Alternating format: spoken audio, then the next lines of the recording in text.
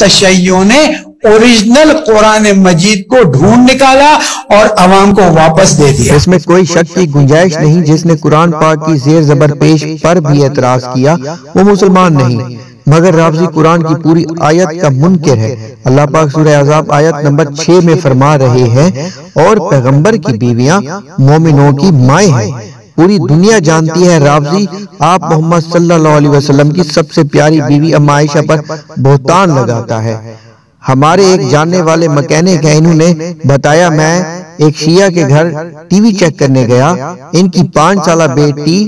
شرارت کر رہی تھی، اس کا والد بار بار اس کو عائشہ پکار کر منع کر رہا تھا۔ میں نے کہا ماشاءاللہ نام تو بہت پیارا ہے۔ اس نے چہرہ بگاڑ کر کہا او جناب یہ اس کا نام نہیں، جب ہم نے کسی کو غصے سے سمجھانا ہو یا کسی پر غصہ کرنا ہو تب اس نام کا استعمال کرتے ہیں۔ دوسرے لفظوں میں تبرہ۔ رافضی بڑے فخر سے اپنے آپ کو مومن بلواتے ہیں، لیکن حقیقت میں یہ کفر کے آخری درجے پر فائز ہیں۔ اب جو کچھ ان کی کتب میں ہے وہی ان کی زبان پر عیاں ہو رہا ہے۔ اور الحمدللہ اللہ تعالیٰ نے زہرا اکیڈمی کو یہ توفیق عطا فرمایا، میرے استاد حضرت آیت اللہ سید حسین مرتضی نقوی صاحب کو یہ ہمت دی کہ قرآن مجید کے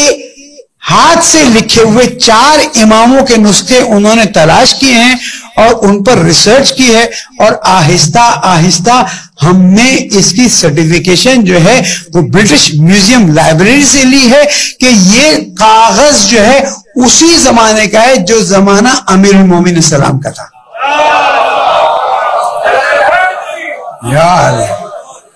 یہ اللہ تعالیٰ کا احسان ہے، میں اللہ تعالیٰ کا شکر ادا کرتا ہوں کہ زہرا اکیڈمی نے، ویسے تو اللہ تعالیٰ نے کرم کیا کہ جن کے نام کی تھی وہ برکتیں ہیں، لیکن تاریخ کا یہ کام آپ کو آگے چل کے بتائے گا۔ میں یہاں سے اس وقت بیان کرنے کی پوزیشن میں نہیں ہوں، ورنہ اہل سنت کے ساتھ ہمارے اختلافات ایک دم سے کھڑے ہو جائیں گے اور ہم پھر اس کو حل نہیں کر سکیں گے، اس لیے کہ اس وقت تو دشمن ڈھونڈ رہا ہے وہ ایک چھوٹی سی چیز مل جائے اختلاف کی، اس کو ایسا دھماکہ کر دیا جائے۔ لیکن جب